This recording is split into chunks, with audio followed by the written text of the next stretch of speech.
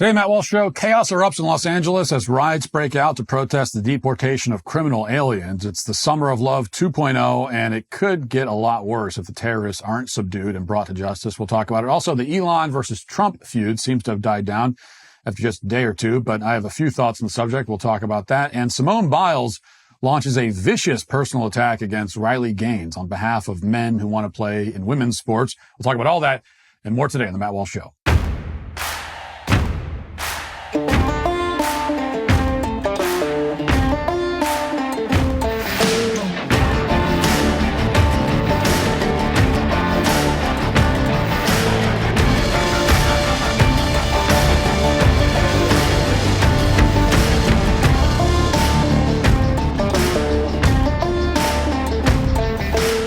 It's time to make Father's Day great again. Get 40% off DailyWire Plus gift memberships now at dailywire.com/gift with code DAD40.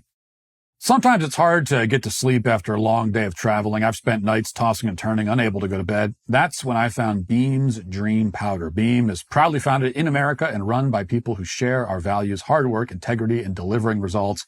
It's a healthy nighttime blend that tastes incredible and is packed with science-backed ingredients shown to improve sleep, so you can wake up refreshed and ready to take on the day. And unlike other sleep aids, there's no next day grogginess, just great restful sleep because Dream is made with a powerful blend of all natural ingredients: reishi, magnesium, L-theanine, apigenin, and melatonin. I especially appreciate that Beam is an American company, both built and operated here, so a purchase supports hardworking Americans committed to doing things the right way. Here's the deal. Beam is giving my listeners the ultimate Patriot discount of up to 40% off. Try their best-selling Dream Powder. Get up to 40% off for a limited time. Go to shopbeam.com/Walsh and use code Walsh at checkout. That's shopbeam.com/Walsh. Use code Walsh for up to 40% off. Sleep better, wake up stronger, and show up ready for your family, your work, and your country. Because when you're well-rested, you're unstoppable. This country needs more people just like that. If you want to understand why America's second most populated city now resembles a dystopian hellscape with masked barbarians shattering the windows at LAPD headquarters, lunatics in vans doing reverse donuts on the sidewalks, foreign nationals waving Mexican flags and throwing stones at passing cars, Antifa militants throwing Molotov cocktails and ramming their motorcycles into police lines, you have to go back about 40 years or so. Now, that's when Ronald Reagan nearly swept the Electoral College by winning 49 states. And shortly after this total blowout, Reagan proceeded to sign legislation that would make it impossible for any Republican presidential candidate to achieve that margin of victory ever again. So he pulled the ladder up behind him in ways that nobody really appreciated at the time. And he did it by granting amnesty to millions of illegal aliens who had entered the United States. That decision kickstarted an unprecedented demographic change that would torpedo any hope of national unity going forward. In order to appease any skeptics, Reagan's amnesty legislation had been billed as a one-time only deal, and the idea was that going forward, the government would take border security more seriously. But it was never a convincing argument. I mean, everyone knew that more migrants would flood into the country now that the U.S. had demonstrated its hesitation to deport illegal aliens. That's why even Ronald Reagan, one of the most popular presidents of all time, wasn't able to sell this proposal to the public. Most Americans opposed the bill. Nevertheless, it became law. Both parties united to push it through. And soon afterwards, America began to change in ways that we still don't fully understand or appreciate. Take a look at this chart from Pew. It shows the share of Hispanics in each U.S. county as of 1980. Now, at the time, Hispanics amounted to just 6% of the population of the country. There were a total of just 403 counties out of more than 3,000 total counties in the country in which Hispanics made up more than 5% of the population. So now take a look at Pew's chart from 2020. 40 years later, Hispanics account for more than 20% of the population. That's just the ones that we know about. Of course, illegal aliens aren't included in these numbers, but even the official statistics are striking. Hispanics now account for at least 5% of the population in more than 1,400 counties. This is a transformation that's been particularly obvious in California. Take a drive through downtown LA sometime and you'll see the signs all over the place. In fact, you'll see the signs quite literally because many of the street signs are now written in Spanish. Compton is particularly unrecognizable. In the early 20th century, Compton was roughly 95% white, as in non-Hispanic white. By the 1960s, the white population was down to 33%, and now it's roughly 0.5% white. Additionally, the black population in Compton spiked at around 1970 to around 70%, and now Compton is roughly 70% Hispanic. So in other words, Hispanics have essentially replaced the native population in Compton and in many other neighborhoods in California as well. And this has not been a peaceful takeover. It was a hostile invasion by a foreign power, one that doesn't even pretend to respect our laws or our culture. Against their will, American citizens have been forced to watch as large portions of the state of California and many other states have been transformed into outposts of dysfunctional third world foreign countries. Now, the foreign nationals that have flooded into California have not brought newfound prosperity or innovation to the United States. They have not enriched this country in any observable way. In fields like technology, media, science, you will not find a single significant breakthrough that's been generated by any of these migrants. Their communities are not adding value, nor are they American in any relevant sense. Instead, for several years now, they've been waiting for their moment to secede. They've looked forward to the day when they can openly declare their disdain for this country and then try to burn it down. Over the weekend, that moment came. With the full endorsement of the political leaders of Los Angeles, rioters attacked federal law enforcement officials, besieged federal government buildings, vandalized stores, torched vehicles. And as they did so, these rioters did not leave any room for interpretation about their motivation. Now, here's a photograph from Reuters that sums up the situation about as well as any photograph possibly can. And you can see it there. There's thick smoke from a car that these people set on fire. The police are keeping their distance. And in the foreground, a masked rioter on a motorcycle is waving the Mexican flag. And there are many more photographs like this. Here's another one that's making the rounds. Looking at images like this, a lot of people have expressed confusion on social media because they're wondering, well, if these people love Mexico so much to the point that they're going to wave the Mexican flag as they besiege a foreign country, why don't they just go back to Mexico? Why are they violently resisting any attempt by the Trump administration to return them to the homeland that they're supposedly so proud of? Doesn't appear to make a lot of sense. And on one level, the answer seems obvious. These people don't want to go back to Mexico because they've destroyed it. That's apparently what they're capable of doing, destroying things. To be sure, we're constantly told about all the wondrous benefits that hardworking Mexicans bring to our country. And yet, Mexico, with all of its Mexicans, is a dysfunctional hellhole that Mexicans desperately want to escape. So something isn't quite adding up here. And indeed, if you take a look at some of the footage from these protests, you see very clearly that these people are wantonly destroying everything they can get their hands on. They've even torched self-driving Waymo vehicles for no discernible reason.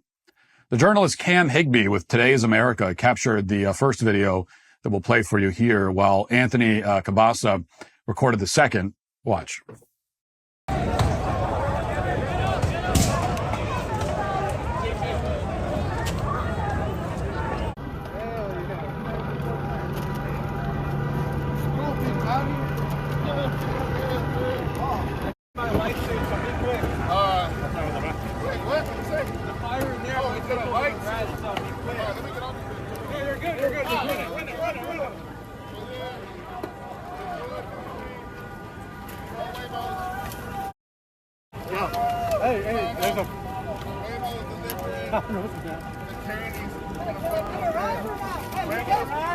We're looking live at some of these Waymos that are on fire at the moment. And as Kyung noted, this has taken a turn since she's been out there over the last several hours when she saw a different type of protester that was there in a more peaceful way. A lot of people, things have turned far more destructive and violent. Now, as you watch these obese foreigners randomly destroying property, you might conclude that they're simply mindless agents of destruction. They go from country to country demanding handouts and wrecking everything they touch. And that's true to an extent. And at the same time, these rioters are obviously acting as foot soldiers of much more powerful forces. They're not looting small businesses and setting self-driving Waymo cars on fire because they're protesting immigration enforcement. Nobody really believes that. They're committing these crimes as part of a larger agenda, and it's not hard to see what that agenda is. Their leaders in this country and in Mexico are telling them to destabilize and ultimately destroy the U.S., and the foot soldiers are obeying those orders. That's the same reason left-wing militants, including Antifa, are joining in these riots. In many ways, what we're seeing in Los Angeles amounts to state-sponsored terrorism. And put aside what Democrats are saying, we'll get to that in a second, we can't overlook the fact that the president of Mexico, Claudia Sheinbaum, recently encouraged Mexicans to take to the streets in the U.S. Sheinbaum reportedly threatened, quote, "If necessary, we'll mobilize. We don't want taxes on remittances from our fellow countrymen," close quote. So that's just a few days ago. The president of Mexico said that, quote, "We will mobilize in order to punish the U.S." She was responding to the bill in Congress that would tax all money sent to Mexico to the tune of 3%, which is an important provision because it discourages Mexicans from coming to this country to secure jobs and then funneling the money out of our economy. But the Mexican president isn't happy about that. Therefore, she called for direct action in a foreign country, which sounds a lot like an act of war. And right on cue, as part of her instructions, foreign nationals, along with Antifa, are indeed mobilizing in Los Angeles. According to the chief of police, in many cases, they're using commercial-grade fireworks to attack police officers, which can easily, obviously, cause a serious injury or death. Here's one of those attacks, which was shot by Higby. Watch.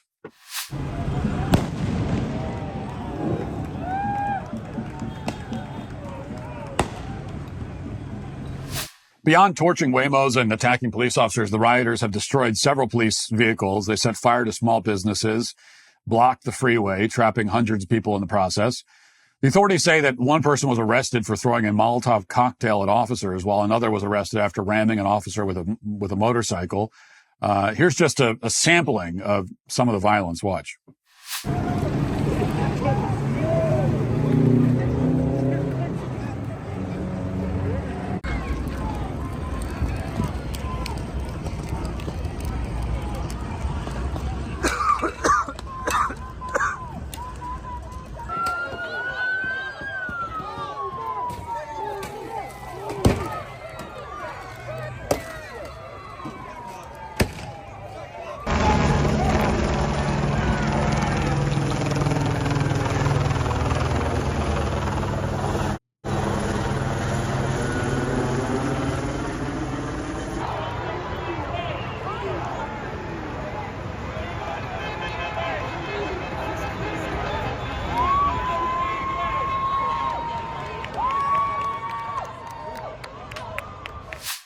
There's a lot more where this came from. Other footage shows rioters burning and spitting on American flags. They're also setting fires in the middle of the street by City Hall and breaking the windows at LAPD headquarters without any officers even attempting to stop them. To be very clear about this, these demonstrators are ostensibly protesting because, as part of their raids in Los Angeles, ICE removed criminals who have no right to be in this country. And in many cases, they're obviously horrible people who belong in prison for the rest of their lives, never mind being deported. For example, Fox reported that, quote, DHS confirms that a Vietnamese illegal alien ICE arrested in LA operation yesterday is a convicted murderer and gang member who was involved in shooting up a high school graduation party in San Marino in 1994, killing 2 teenagers and injuring 7 others. They also arrested multiple sex offenders, drug traffickers, so on. In other words, as always, the left is committing acts of terrorism because other terrorists are being taken off the street. In every case, that's why they riot. And the left got away with doing this back in 2020. They were able to take over the freeways and set fire to federal buildings all over the country on behalf of professional degenerates like George Floyd and Jacob Blake. That's precisely what's happening again. They don't believe there will be any consequence for rioting because they've never experienced any consequences before. And the only solution, of course, is to treat them like the terrorists they are. Use overwhelming force to put down the riots, charge and convict the rioters, send them to prison for years, not days or months, but years, ruin their lives, show no mercy, make an example of them. This is how you maintain a just and orderly society. The other option is anarchy. And it's only a matter of time before a lot of people die as a result. After all, at the moment, these terrorists are being allowed to commit attempted murder in broad daylight. Watch.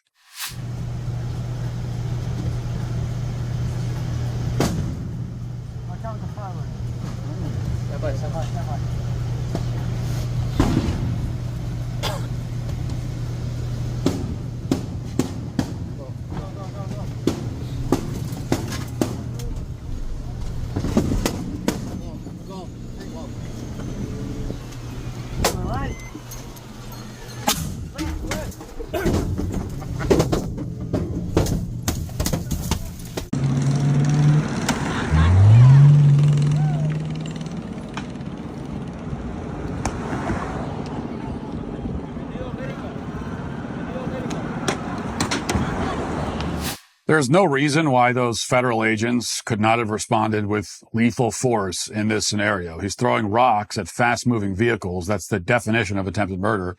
If you want to control this violent mob, all it takes is for one of these people to suffer immediate consequences, but that never happens. They don't suffer immediate consequences. They don't even suffer consequences, after the fact. So they keep doing it just like they did 5 years ago. And just in case you thought the parallels to 2020 weren't explicit enough, here's another one. You might remember this image from 2020 as the buildings are being burned behind the CNN reporter. And the text at the bottom of the screen infamously describes the riots as fiery but mostly peaceful, as everything's being torched in the background. It instantly became an iconic image for obvious reasons. And now Democrats are bringing it back. The other day, a Democrat congresswoman appeared on CNN to declare that the LA riots are mostly peaceful, even as CNN showed footage of burning cars on the screen. So they're doing this again. Watch. We are having an administration that's targeting peaceful protests, people that are there to protest. The president is sending the National Guard because he doesn't like the scenes. He doesn't like the scenes of people peacefully protesting. Yes, according to Congresswoman Nanette Diaz-Barragan, the riots are totally fine and peaceful. There's nothing to see here. Pay no attention to the burning vehicles on your screen as she says that. Meanwhile, the sheriff of Los Angeles County, a guy named Robert Luna, is saying the same thing. He's pledging not to assist the federal government as it attempts to enforce immigration law. Now, if you're noticing something of a pattern here, powerful political figures with Hispanic last names are telling you to shut up and enjoy the riots. In fact, in some cases, we're being told that quite literally. An ABC reporter just gave us a quote that may prove to be more infamous and iconic than the fiery but mostly peaceful line from CNN. Listen to how this guy characterized the scene. Listen. It could turn very volatile if you move law enforcement in there in the wrong way and turn what is just a bunch of people having fun watching cars burn into a massive confrontation and altercation between officers and demonstrators. Yeah, it's not a riot. It's just a group of people having fun watching cars burn. That's the analysis from the media as political leaders continue to openly encourage the rioting as well. Watch as one California lawmaker named Eunices Hernandez explains that the rioters are going to continue to escalate their tactics against law enforcement. Listen. They know how quickly we mobilize. That's why they're changing tactics, because community defense works and our resistance has slowed them down before. And if they're escalating their tactics, then so are we. When they show up, we gotta show up even stronger.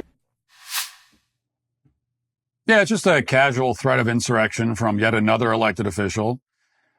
Maybe you're starting to see the issue. All of these California politicians and officials with foreign last names were born in this country for the most part. They were raised by foreigners as first-generation Americans, and they are, therefore, impossible to lawfully deport at the moment.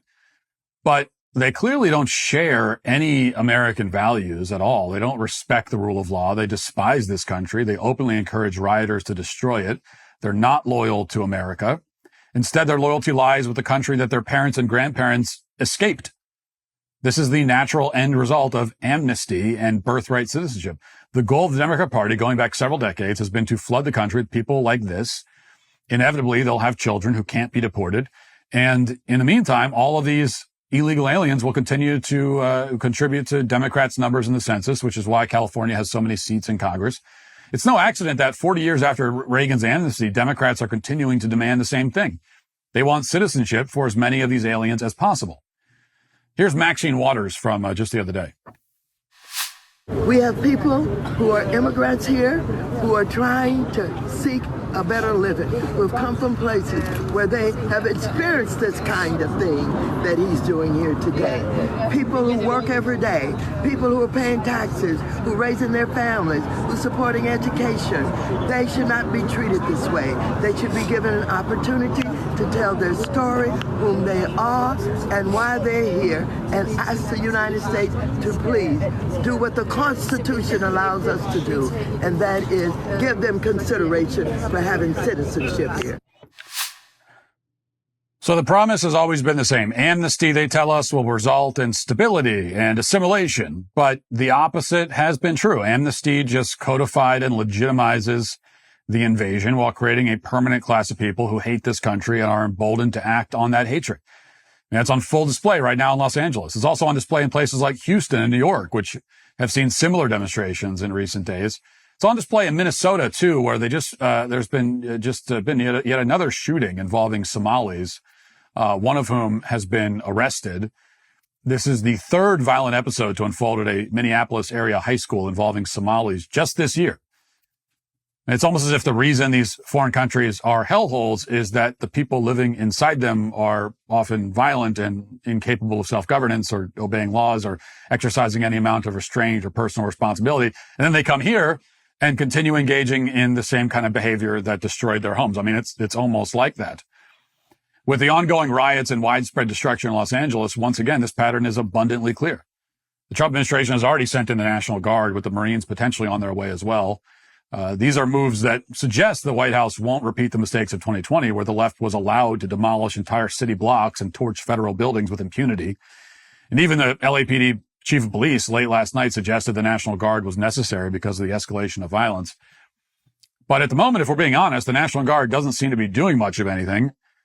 We certainly aren't seeing anything approaching the level of overwhelming force that is required. Apparently, they're still in transit or something. I have no idea why transit would take this long unless they're arriving by railway, like it's the 19th century or something. But in any event, the way forward is clear. Any illegal foreign invader involved in a riot should be shipped immediately to Guantanamo Bay. Any illegal foreign invader not involved in a riot should be shipped immediately to whatever country they came from. All illegal foreign invaders must be rounded up and removed from the country one way or another. We know the FBI is capable of finding these people because they tracked down every grandmother who dared to walk near the Capitol building on January 6th. Now they need to use those resources to get these foreign criminals out of the country. That's what most Americans wanted back in 1984, even though they didn't get it. It's what most Americans want today, which is why Donald Trump just won the last election. If the United States of America is going to remain an independent country, if it's going to defeat this open revolt, then the Trump administration has no choice but to give us exactly what we voted for. Now let's get to our 5 headlines.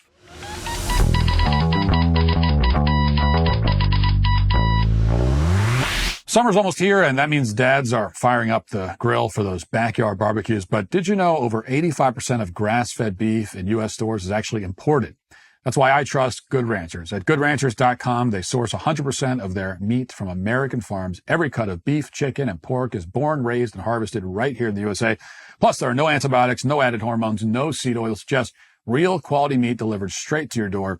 Perfect for when you want to show off your elite grilling skills without the grocery store hassle. It was great getting to meet the Good Ranchers team at the gala a few weeks ago, and I'm looking forward to grilling some steaks this summer. Give the fathers in your life what they really want this summer, premium American meat that they can be proud to serve. Good Ranchers connects your family to American farms with convenient delivery that makes every backyard barbecue better. That's meat you can trust. Visit GoodRanchers.com and get $40 off plus free meat for life with my code Walsh. Again, that's GoodRanchers.com for $40 off plus free meat for life with my code Walsh. Good Ranchers, American meat delivered. Mayflower Cigars, founded by DailyWire host and lifelong cigar aficionado Michael Knowles, is a tribute to tradition, craftsmanship, and luxury within reach. Father's Day is fast approaching. Mayflower delivers perfect gifts from fresh packs, accessories, boxes, to gift bundles for dads who appreciate craftsmanship, character, and a well-earned pause. Must be 21 to purchase. Void where prohibited. Conditions and exclusions apply. Thank you, Mayflower Cigars, for supporting today's episode. Okay. By the way, before we move on, while we're on the subject of Mexico, I tweeted something over the weekend that people aren't happy about, but I stand by it. Not the most important aspect of this immigration discussion, but it does need to be said, I think, which is that, it's time to be honest about some things, about everything. And one of those things is that Mexican food is the most overrated cuisine on the planet. And I was thinking about it because this is, whenever the topic of immigration deportations comes up, you always hear the leftists that say, okay, well, say goodbye to all your precious tacos. Which, first of all, if that's like the main thing that you're claiming will be deprived of, if we don't have all of this Mexican immigration, then that's kind of making our point for us, isn't it? And secondly, you know, the recipes are all on Google now, so we could still make a taco. You don't need, it's like, if we don't have, 20 million illegal Mexicans in the country, then it's impossible to make a taco. But aside from all that, it's actually an overrated cuisine. I'm not saying it's bad, but it's overrated. Like, there's no variety. It's redundant. All Mexican food is just tacos. Tacos in different forms. That's every Mexican dish is just a different variation of a taco.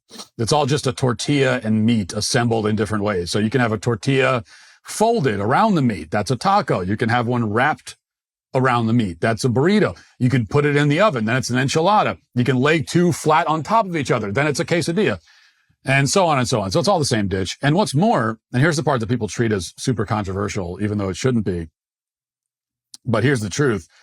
Authentic Mexican food is worse than the Americanized versions. American Mexican food is better. Americans do Mexican food better. They just do. Authentic Mexican is kind of one note. It's sort of bland compared to the Americanized forms of it. The best tacos you'll ever have are in America. The best guacamole is in America. Americans are better at making Mexican food. They just are. You know, this is very common, by the way. The Americanized version of third world cuisine is almost always better than the authentic versions. Safer too. You know, there's a lot less E. coli to worry about because people, they fetishize, authentic cuisine. But if you go down to Mexico and you have a taco, you'll discover that it's just meat, a corn tortilla, and lime juice. That's all it is. It's not, people act like it's mind blowing. You don't know what it's like. You can have a taco in Mexico. It's like, okay, well, this is it. We could easily, the only reason we don't have it this way in America is because we want more than this. It's better. We do more with it. But people, this is what they do. They like to, it's not even just with foreign countries, but everybody, it's like anyone who's been to,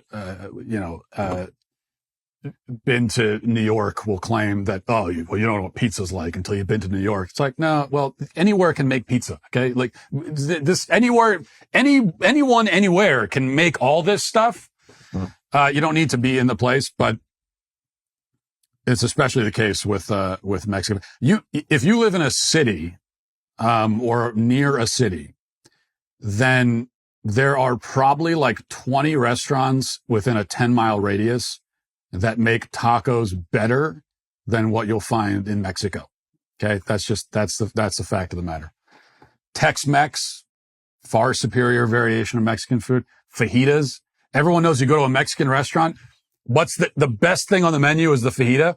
If you don't get the fajita, you're going to be jealous of the guy at the table who does get them when they bring the sizzling thing out and you're going to be looking at your enchiladas and you're going to think to yourself, man, I should have gotten that. But that's fajitas. That's American. That's a Tex-Mex. That's not Mexican. So that's also an important part of this whole discussion, just to be clear. All right, I had planned to open the show with the Trump-Elon feud because I still haven't had a chance to talk about it. It all kind of broke open on Thursday, I guess. But now it feels like all that happened 5 years ago. Things have de-escalated. Musk deleted some of his anti-Trump tweets. And Trump on Saturday was asked about this whole thing, and here's what he had to say about it. Watch. So what's your view on Elon Musk as of today? I mean, have you heard from him at all? Honestly, I've been so busy working on China, working on Russia, working on Iran, working on so many, I'm not thinking about Elon. On the China, and I just wish him well. So Trump chose not to go nuclear against Elon, even as Elon was at one point claiming that Trump is incriminated in the Epstein files. And we'll get back to that in a moment. But I will say that I'm glad that Trump chose not to engage, or at least not to engage much by his standards, because the other big news story this weekend, the one that ended up supplanting this Trump-Elon stuff, the one we opened the show with, demonstrates why we cannot afford this kind of feuding and fighting on the right. We're dealing with an invasion. We're fighting people on the left who will resort to any means necessary to destroy and remake this country in their own image. And that's what matters.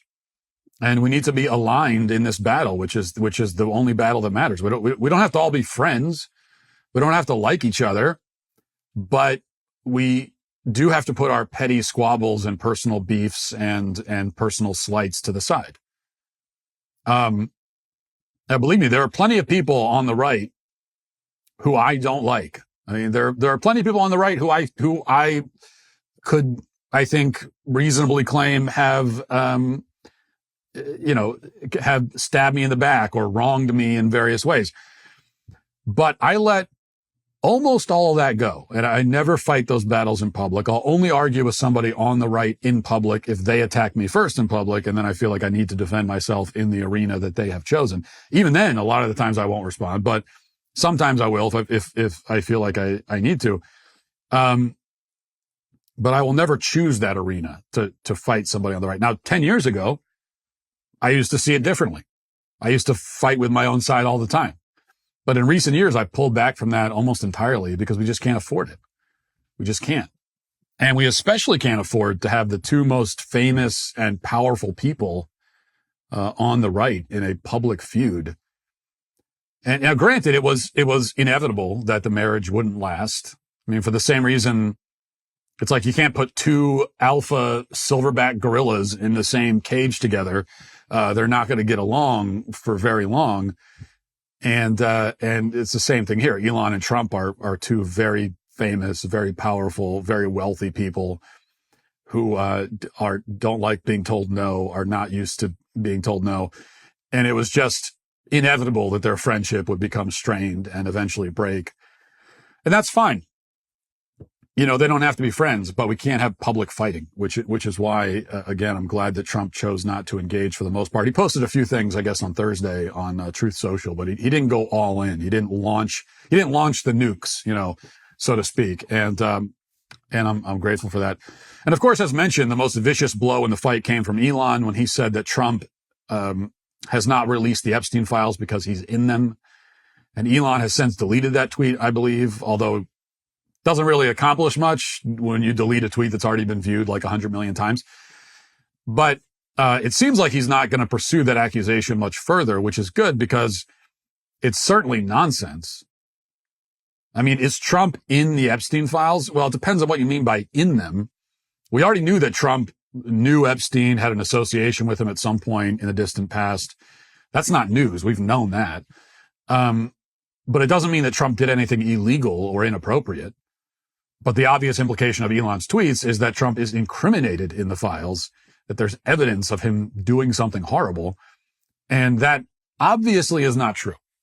Like even before the tweet was deleted and there seemed to be a bit of a backtrack, it was clear to me that it wasn't true because, and clear to a lot of people, because a lot of people made this same point, which is that in order for that to be true, it would mean that the Biden administration and the intelligence agencies had this damning evidence against Trump for years and chose not to release it.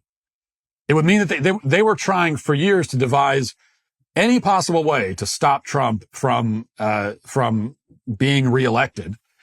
And yet they chose not to use the one thing that would have been sure to destroy Trump. The one thing that could have actually landed him in prison, they chose not to use. And that just makes no sense. I mean, it's total nonsense. Now, what I've heard in response to this point is that, well, maybe the Dems did have this incriminating stuff about Trump, but they couldn't release it because they are also in the files and they didn't want to burn themselves in the process. But that's also nonsense. I mean, I don't doubt that they're in the files, but it's like, okay, so you're saying they couldn't have and wouldn't have just released the stuff that involves Trump while redacting or destroying the other stuff?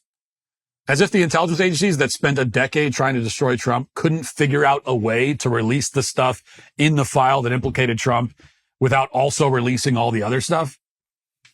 It's absurd.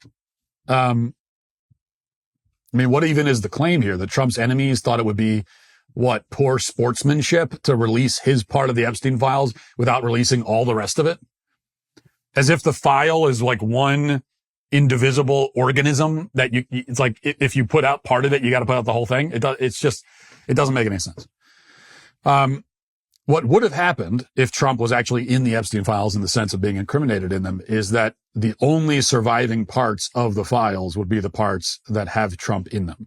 And the rest of it would never see the light of day. But there are no parts with Trump, and that's why we never saw it. And Trump is the most vetted, most scrutinized, most transparent politician in American history. I mean, even if you don't like him, you have to admit that. We know everything we need to know about him and a lot of stuff we don't need to know. So there's just no way that this detail somehow never made it into the light. But it seems that Elon has stepped back from that claim anyway, and I hope that their differences stay private from here on out, because that's the only way forward, especially with everything we see going on right now in the news. All right. Wanted to mention this too. DailyWire reports prosecutors say Luigi Mangione kept diaries chronicling in chilling detail his plans to assassinate United Healthcare CEO Brian Thompson, and revealing he backed off of a mass casualty attack that he had initially conceived. The self-proclaimed anti-capitalist wrote in his manifesto that he chose to whack the CEO rather than bomb the United Healthcare headquarters because he believed it would generate better headlines and be less likely to be deemed terrorism. Mangione allegedly wrote in a red spiral notebook, quote, "So say you want to rebel against the deadly greed-fueled health insurance cartel. Do you bomb the HQ? No. Bombs equal terrorism." Manhattan prosecutors are confident that this is open and shut case, pointing to evidence continuing to pile up, indicating that Mangione's goal was to send a message. In part of the diary that has been previously released, Mangione reasoned that someone would whack the CEO at the annual parasitic bean counter convention. It's targeted and precise and doesn't risk innocence. The University of Pennsylvania graduate justified targeting insurance providers because they literally extract human life force for money. The point is made in the news headlines, insurance CEO killed at annual investors conference. It conveys a greedy bastard that had it coming. And the report goes on about how Mangione was very concerned about how the quote unquote normies would respond to his attack, and he knew he wanted to kill people, and he wanted to engage in this act of terrorism, but he wanted to do it in a way that would manipulate the feelings of the quote unquote normies. And unfortunately, he was successful. That's the unfortunate part of it. And I think that's the update on the Mangione case. It's his first court appearances in a couple of weeks on June 26th. I think it's important to bring this up now in light of the situation in California. And I'm going to keep bringing it up as this continues, because I know there are a lot of people on the right who would like to pretend that they never cheered this scumbag on or expressed any sympathy with him. But if you're in that group, I'm not going to let you forget it so easily, because there's an important lesson that needs to be learned here. And yeah, I might be a little resentful. I mean, I was ripped to shreds 6 months ago by a lot of self-professed conservatives and even some quote unquote longtime fans, who probably weren't that, but were claiming it anyway, because I didn't defend Mangione. And I found that pretty annoying. And it's even more annoying that those people are pretending that it never happened. So I have to admit that there's a little bit of maybe resentment there. I mean, it was the most insane backlash I've ever experienced in my career. I've gotten a lot of backlash. This was the craziest, because people were angry at me for being opposed to first-degree murder. I mean, total madness. But that's not the main thing. The main thing is that we have to take the right lessons from this. And this is why you don't join forces with the left and cheer on a murderer. Because when you do that, you give them moral license to do exactly what they're doing in Los Angeles right now, or what they did during the Summer of Love in 2020, or dozens of other examples of politically motivated violence. After all, the whole argument in defense of Mangione wasn't that he's innocent of being a murderer. It's that, yes, he's obviously guilty, but it was for a good cause. It was first-degree murder for a good cause, allegedly. Well, if first-degree murder can be justified for a good cause, then any kind of violence can be justified for a cause that certain groups deem to be good. Rioting can certainly be justified. Because the Mangione case was never about healthcare. I mean, you got idiots who tried to make it about healthcare, but that was never the point. I didn't take a position against Mangione killing Brian Thompson because I think that healthcare practices in this country are fair or always fair or always good. No, the story is about law and order. And as conservatives, we have to defend law and order. That must be one of the most fundamental things that we are trying to conserve and preserve. You can't have a civilization without law and order. You can have a civilization with unfair healthcare policies or whatever. That's not good. And it's something you want to try to fix. It's never going to be perfect. People have a far too simplistic view of healthcare. I think just demonizing the health insurance companies and leaving it at that is lazy and dumb. Sure, the health insurance companies can do unfair things, and there's nothing wrong with pointing that out, but it's not nearly as simple as people make it out to be. Like, acting like the health insurance companies are run by Darth Vader is silly. And it precludes any kind of nuanced conversation where we figure out how to actually improve healthcare in this country, which is not simple. It's a complicated thing to deal with. And there are a lot of variables that people just don't take into account. But that's not what this story is about. Again, it's about law and order. Plain and simple. I mean, I don't care how you feel about healthcare. I don't care how you feel about health insurance companies. We cannot have a society without law and order. Healthcare policies are irrelevant without law and order.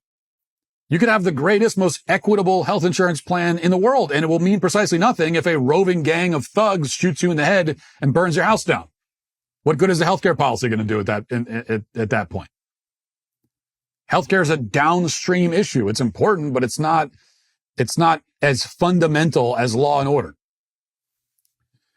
Brian Thompson, the CEO of United Healthcare, I mean, maybe he was a bad guy. I'm still not convinced of that. I haven't seen evidence of what was so terrible about this guy. So the only thing I've seen about him is that he was a husband and a father.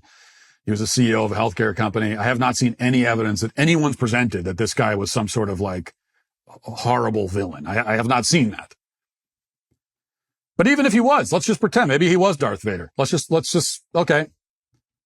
Well, he was not a threat to civilization. Luigi Mangione is. If you have enough Luigi Mangiones out there, you can't have a civilization anymore. Civilization's done. Okay? It's that simple. People who have no respect for the law will do whatever they want, think that they have a moral license to kill someone if they don't like them. If you have enough people like that, civilization's gone. That's it. You cannot pick and choose here. Either you support and defend law and order or you don't. And if you don't, then what you support instead is anarchy, because that's the only other option. You support the death of civilization. And if we are not trying to, at bottom, conserve civilization, then I don't know what we're doing. I don't know what we're fighting for exactly. And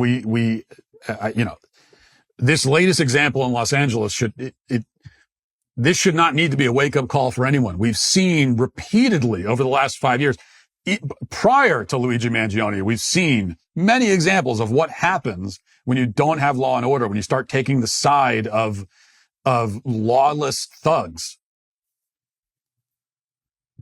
And yet you still have people ostensibly on the right who made that mistake again.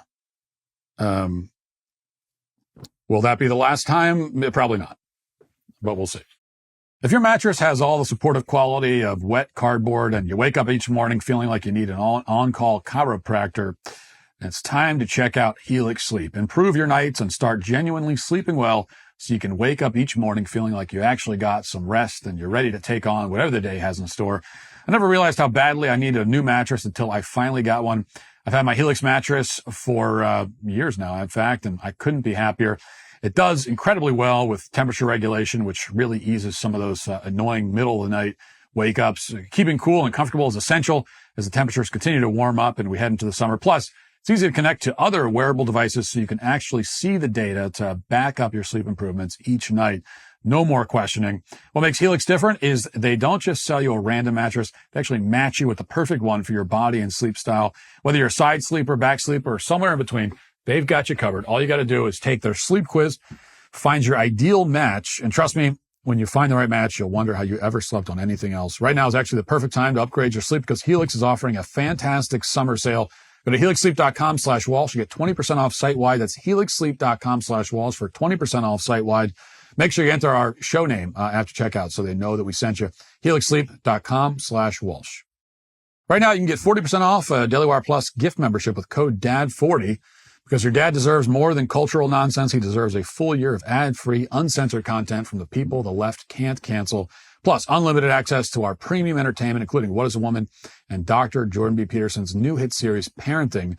Make Father's Day great again. Head to dailywire.com/gift and use code DAD40 today. Now let's get to our daily cancellation.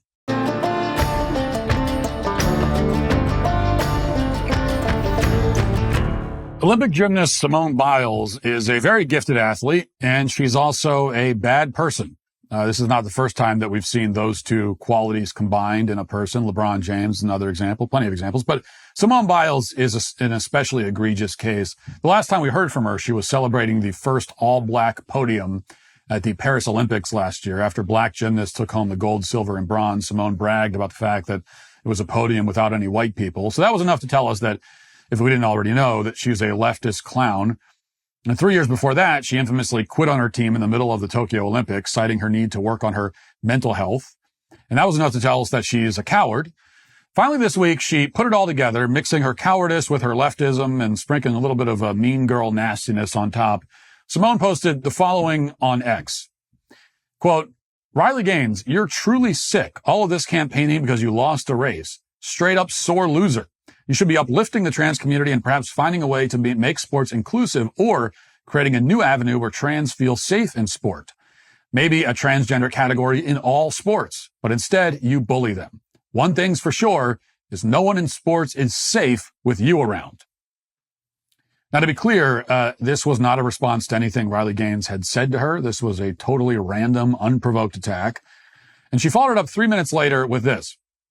Bully someone your own size, which would ironically be a male. Now, the great thing about this little jab is that it actually acknowledges the physical advantages that men have over women.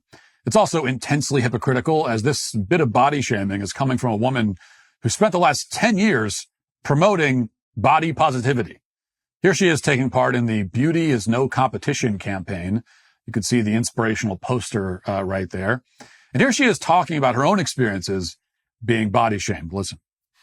Question I wish people would stop asking me is, how tall are you? Are you gonna grow? I'm not going anywhere. I'm 4'8". I'm stuck. I'm Simone Biles and I love my body. Because it helps with gymnastics and it teaches younger girls to love their bodies as well. I think I've learned to love my muscles a lot more than when I was younger. I got made fun of for my arms a lot. Some people would say like mean things. They used to call me like a soldier. At the time, it didn't make me feel the best, so I wore sweaters or jackets all year long. Now I show off my arms all the time. To me, healthy body image is when you feel confident with yourself in and out. So not only was Simone Biles body shamed, but she was shamed specifically for having a masculine physique. And now she's lobbing that exact same insult at a woman who never said a critical thing about her. But I think we know why she's treating Riley this way. In fact, Simone Biles has a theory about what motivates people like Simone Biles. To body shamers, what do I say? I feel like if you love your body, then that's all you can do, so it doesn't matter what anybody else says. So I think they have to learn to fall in love with themselves. And I think it's out of jealousy sometimes. Jealousy. Yeah, that could be it. Or perhaps she doesn't have access to a mirror, so she's not aware that she looks like this. That could be a factor. And for her part, Riley did not respond in kind. She did not come back and say something like, hey, Simone, don't go making fun of anyone's physique when you're built like Muggsy Bogues. Riley did not say that. And thank God, because that would be mean. And I wouldn't condone it if she had said that. I wouldn't say anything like that. Instead, Riley left the insults to the side and addressed the issue at hand. Watch. Yesterday, Simone Biles, the Olympic gymnast, the best of the best, bar none. There is no one else even remotely in her league in women's gymnastics. I guess in an attempt to be inclusive and virtuous, decided to sell out all women and girls who have dreams to achieve and to succeed, and to specifically personally attack and body shame me.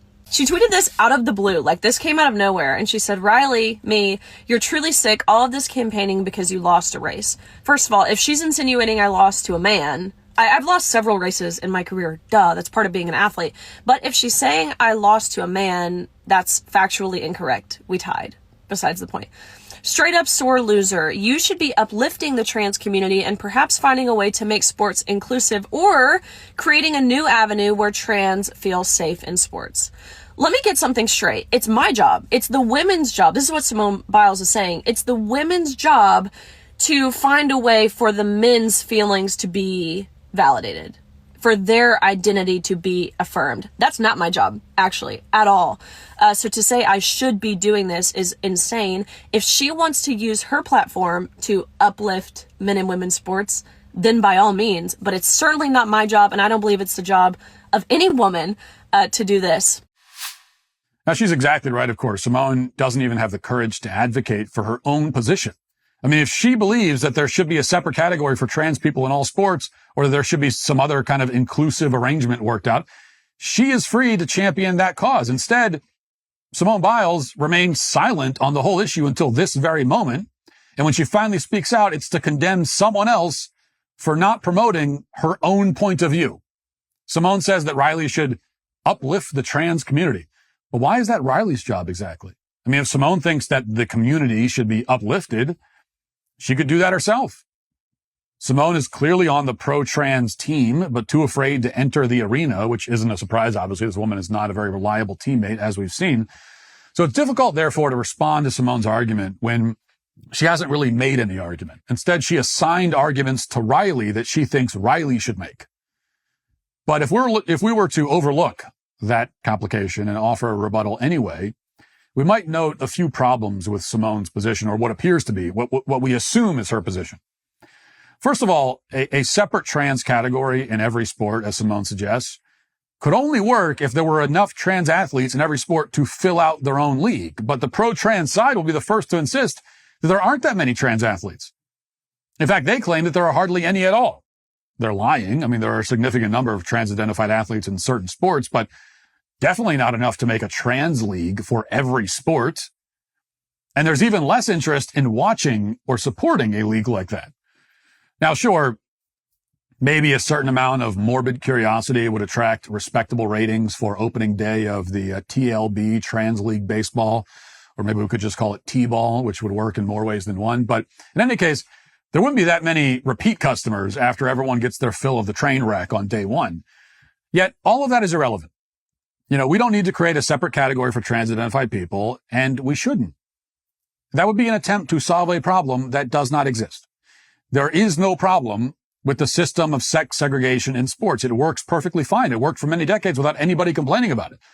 It serves a clear purpose by separating groups of people who are biologically distinct. Simone is suggesting a separate category for people who are not biologically distinct from males, because they are males, but who feel like they're biologically distinct. That makes as much sense as having a peewee soccer league for 5 and 6 year olds, and then a separate league for people who feel like they're 5 or 6. You cannot build a sports league around self-perception, and there's no reason to try. We don't need to devise some novel system to include trans-identified athletes. They're already included. They're free to compete in their biological category, same as anybody else. The problem is that, despite Simone's insistence, they don't actually want inclusion. They want privilege, and they can't have it. Tough luck. This conversation always comes back to the same fact, which is that men are men and women are women. Men who feel like women are still men. Men who claim to be women are still men. What a man feels like or perceives himself to be is not our problem. He can go on feeling however he wants to feel, but our policies and laws should reflect reality, not perception. This is the point that Simone Biles can't contend with or refuses to, just like she refused to contend in the Tokyo Olympics. And she made that choice to quit for the sake of her mental health, which she wanted to preserve. But her tweets over the weekend show that her mental health preservation methods apparently didn't work. But perhaps her issue is less a matter of mental health and more an issue of intellectual deficiency. Whatever the reason, she's completely and embarrassingly wrong, and she is also, today, canceled. That'll do it for the show today. Thanks for watching. Thanks for listening. Talk to you tomorrow. Have a great day. Godspeed.